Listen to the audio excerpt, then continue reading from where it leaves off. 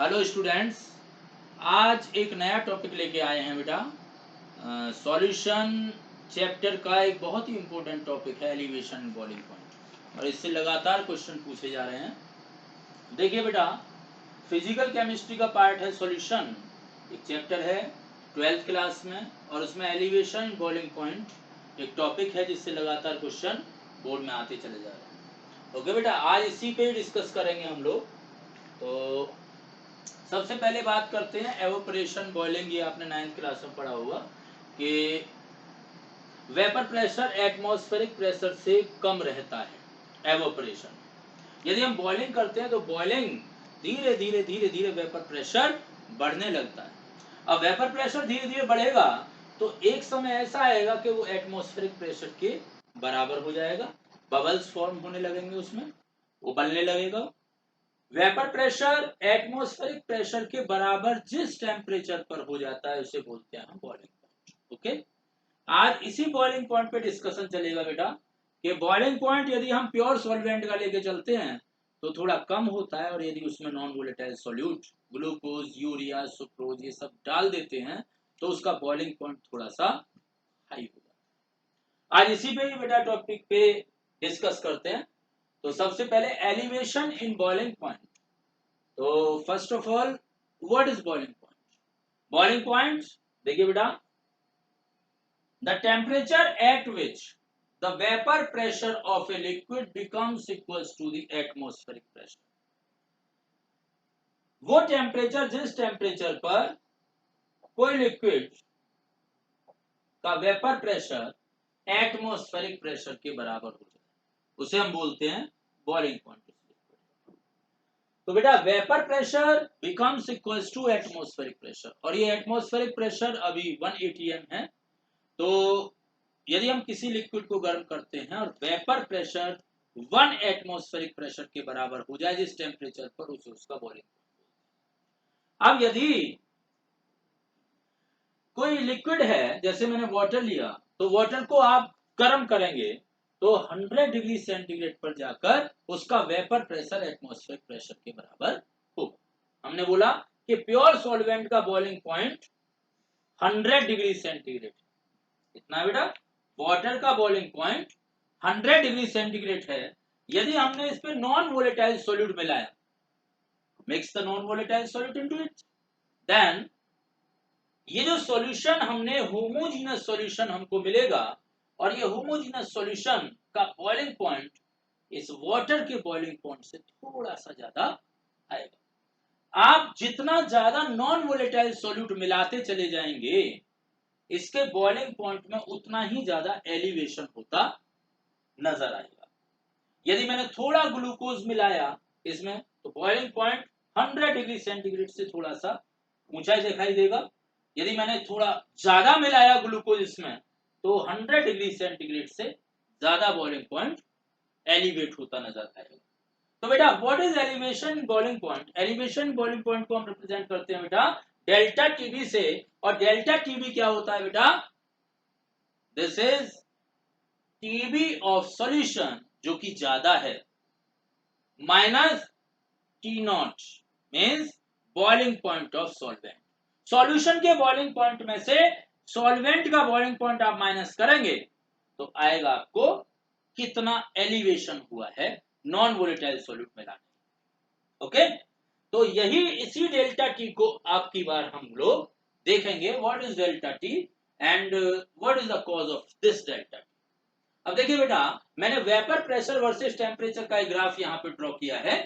तो यहां मैं लेके चला हूं बेटा कि ये प्योर सॉल्वेंट है, दिस इज प्योर सॉल्वेंट, और धीरे धीरे धीरे धीरे टेम्परेचर बढ़ाते चले जाइए, टेम्परेचर बढ़ाते चले जाइए, टेम्परेचर बढ़ाते चले जाइए, तो इसका वेपर प्रेशर धीरे धीरे बढ़ेगा, और एक कंडीशन ऐसी आएगी कि वेपर प्रेशर 1 एटमॉस्फेरिक प्रेशर के बराबर हो जाएगा। हम बोलेंगे इसी टेम्परेचर को हम बोल देंगे कि ये सॉल्वेंट का बॉइलिंग पॉइंट है, टी नॉट। अब इसी सॉल्वेंट में मैंने थोड़ा सा नॉन वोलेटाइल सॉल्यूट मिलाया, तो नॉन वोलेटाइल सॉल्यूट मिलाएंगे तो वेपर प्रेशर में कमी आएगी। अब वेपर प्रेशर कम होगा तो बेटा देखिए, यदि मैं इस टेम्परेचर पर एनालाइज कर रहा हूं तो पहले प्योर सॉल्वेंट का वेपर प्रेशर था इस टेम्परेचर पे, ये सॉल्यूशन में वेपर प्रेशर थोड़ा कम आएगा, क्योंकि नॉन वोलेटाइल सॉल्यूट मिलाने पर लिक्विड के वेपर प्रेशर में कमी आ जाती है, लोअर हो जाता है वेपर प्रेशर। तो यहां ये सॉल्यूशन का वेपर प्रेशर, यहां इस सॉल्यूशन को लेके चल रहे हैं बेटा कि जब आपने नॉन वोलेटाइल सॉल्यूट को मिक्स किया है तो सॉल्यूशन का जो वेपर प्रेशर है वो प्योर सॉल्वेंट के मुकाबले थोड़ा सा कम नजर आएगा। अब मैं ज्यादा टेम्परेचर बढ़ाते चला जाऊं, टेम्परेचर को ज्यादा करता चला जाऊं, ज्यादा करता चला जा रहा हूं बेटा, तो यहां एक पॉइंट ऐसा आएगा कि इसका वेपर प्रेशर सॉल्यूशन का 1 एटमॉस्फेरिक प्रेशर के बराबर होगा। तो मैंने बोला भैया ये जो है ये टीबी सॉल्यूशन, सॉल्यूशन का वॉल्यूम। तो आप देख रहे हैं बेटा कि यहां से लेके यहां तक, यहां से लेके यहां तक ये elevation in boiling point delta T, मतलब इतना चेंज नजर आया यदि मैंने नॉन वोलेटाइल सॉल्यूट ऐड किया है। तो देखिए बेटा डेल्टा टीवी क्या हुआ है, एलिवेशन बॉइलिंग पॉइंट, यही हमारी कोलिगेटिव प्रॉपर्टी है। अच्छा, अब ये जो डेल्टा टीवी है ये किसके कारण है, ये वेपर प्रेशर में जितना लोअरिंग होगा इतना ही डेल्टा टीवी ये ज्यादा होगा। यदि मैं इसको एक्सप्लेन करूं तो delta TV directly proportional to delta P, यानी कि ये डेल्टा पी वेपर प्रेशर में कमी जितनी ज्यादा होगी उतना ही ज्यादा बॉइलिंग पॉइंट में एलिवेशन होगा।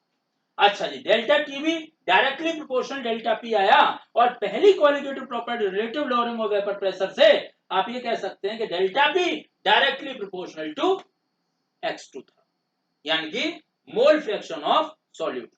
2 से सॉल्यूट को रिप्रेजेंट करूंगा मैं और 1 से सॉल्वेंट को रिप्रेजेंट करूंगा, तो यहां ये मोल फ्रैक्शन ऑफ सॉल्यूट है, तो ये relative lowering of vapour pressure से ये हमारा मिला था।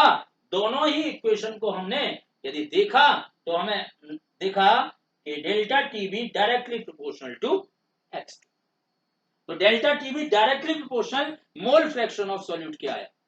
तो यहां तक बेटा हमने देखा delta TV directly proportional mole fraction of solute के है। आगे देखें तो यहां delta TV directly proportional to mole fraction of solute, तो डेल्टा टीवी यदि मैं प्रोपोर्शनलिटी का साइन हटाता हूं तो एक कांस्टेंट लगाऊंगा, तो यहां पे कांस्टेंट लग गया, तो delta TB is equal to px2। इसको यदि मैंने x2 को थोड़ा सा ओपन किया तो ये क्या होता है जी, n2 upon n1 plus n2। ये मोल फ्रैक्शन का फॉर्मूला है क्या, moles of solute divided by total number of moles. तो यहां पे हमने इसको प्लेस किया है। अब n2 कम होता है, सॉल्वेंट का अमाउंट ज्यादा होता है डाइल्यूट सॉल्यूशंस के लिए और सॉल्यूट काफी कम होता है, तो इसको यदि मैंने नेग्लेक्ट किया तो मेरे पास आया delta TV equals to k n2 over n1 equals to, अब मैं यदि इस n2 को ओपन करूं, इसे number of moles of solute, number of moles of solute का फॉर्मूला आपको पता है W2 divided by molar mass of solute, और ये number of moles of solvent इसको लिख सकते हैं W1 डिवाइडेड बाय M1। तो लिख दिया है यहाँ पे N2 की प्लेस पर ये आया W2 डिवाइडेड बाय M2 और N1 की प्लेस पर W1 divided by M1, M1 ऊपर गया तो K into M1 को K भी लिख दिया गया है यहाँ पे। This is a constant known as molar elevation constant. W2 divided by M2 into W1। W1 क्या है बेटा, ये this is the weight of solvent और ये है ग्राम में। हमें यदि इसको किलोग्राम में बनाना है तो मुझे डिवाइडेड बाय 1000 करना पड़ेगा, वो 1000 ऊपर जाएगा। तो यहां पे मेरा फॉर्मूला ये बन जाता है और इसी फॉर्मूले पे क्वेश्चन सॉल्व होते हैं। तो ये फॉर्मूला आप ध्यान में रखेंगे, delta TV equals to KV into W2 into 1000 divided by M2 into W1 in gram. जिसको मैं यदि इसको बोलता हूं तो ये मोलैलिटी नजर आती है, तो हम कहेंगे दिस इज मोलैलिटी। मोलैलिटी का फॉर्मूला भी यही होता है, तो हम कह सकते हैं delta TV equals to KV into molality. Delta TV equals to KV into molality. इस केवी को बोल देते हैं बेटा मोलर एलिवेशन कांस्टेंट, या इसे बोलते हैं एबिलियोस्कोपिक कांस्टेंट। क्या बोलते हैं इसको, एबिलियोस्कोपिक कांस्टेंट, मोलर एलिवेशन कांस्टेंट। तो सबसे पहले मोलर एलिवेशन कांस्टेंट को यदि डिफाइन करें तो it is defined as the elevation in the boiling point of one molar solution of liquid. इसको यदि हम डिफाइन करें, काफी बार पूछा गया है, एक नंबर में बोर्ड में 1 मार्क क्वेश्चन आता है कि भाई व्हाट इज एबिलियोस्कोपिक कांस्टेंट, या फिर write the short note of the following, उसमें एबिलियोस्कोपिक कांस्टेंट दे रखा होगा। तो it is defined as the elevation in boiling point of 1 molar solution of liquid, यानी कि 1 मोल सॉल्यूशन को यदि हम 1 किलोग्राम सॉल्वेंट के साथ में ऐड करें तो जितना एलिवेशन होगा बॉइलिंग पॉइंट में उसको ही हम बोलेंगे एबिलियोस्कोपिक कांस्टेंट, और इसकी वैल्यू हर सॉल्वेंट के लिए अलग अलग होती है। अब देखें delta TV equals to KV into molality. अब यदि इस मोलैलिटी को यदि मैं 1 कर दूं तो डेल्टा टीवी इक्वल्स टू केवी। कभी भी यदि आपको डेफिनेशन देनी है एबिलियोस्कोपिक कांस्टेंट की, मोलैलिटी को आप 1 क्या कर दीजिए, मोलैलिटी को 1 कर दीजिए। केवी इक्वल्स टू क्या आया, डेल्टा टीवी, और डेल्टा टीवी क्या है, this is elevation boiling point, this is elevation in the boiling point. तो ebullioscopic constant is defined as the elevation in the boiling point when 1 mole solution of a liquid। Okay, अब आगे देखें। आगे एबिलियोस्कोपिक constant की मैं दूसरी तरह से डिफाइन भी कर सकता हूं। It is also defined as the elevation in the boiling point when 1 mole of non volatile solute is dissolved in 100 gram of the solvent. ऐसे कह सकते हैं, या फिर आप कह सकते हैं 1 मोल नॉन वोलेटाइल सॉल्यूट को बोल सकते हैं एवोगैड्रो नंबर जितने पार्टिकल्स ऑफ अ सॉल्यूट। तो यदि हम बोले कि एवोगैड्रो नंबर जितने पार्टिकल सॉल्यूट के और 1000 ग्राम सॉल्वेंट के साथ में यदि मैं मिलाऊं तो जितना एलिवेशन बॉइलिंग पॉइंट होगा वही होगा एबिलियोस्कोपिक कांस्टेंट। अब बेटा यहां से देखिए, इसके दो फॉर्मूले एनसीईआरटी में गिवन हैं, इनको देख लीजिए। केवी इक्वल्स टू m1RTV²। वैसे तो इसका क्वेश्चन बोर्ड्स में नहीं आता है, पर कब फिर भी देख लेते हैं क्योंकि एनसीईआरटी में कुछ ये जो है फॉर्मूले गिवन है, तो आप इनको भी याद रखना थोड़ा सा। KV equals to m1RTV², divided by 1000 into del del vapor. This is known as enthalpy of vaporization. This is boiling point of solvent. This is molar mass of solvent. अब यदि मैं इसको लेटेंट हीट ऑफ वेपराइजेशन के according देखूं केवी को, तो latent heat of vaporisation का formula ये आता है निकल के। तो ये मेरा केवी को डिफाइन किया है। आगे हम इस पर क्वेश्चन सॉल्व करते हैं। तो 100 gram of non volatile solute, sorry 10 gram of non volatile solute, 10 gram non volatile solute है, और इसको ये नॉन इलेक्ट्रोलाइटिक भी है, यानी कि इसका डिसोसिएशन भी नहीं हो पा रहा है, बेंजीन में घुला हुआ है और बॉयल हो रहा है 81.2 डिग्री सेंटीग्रेड।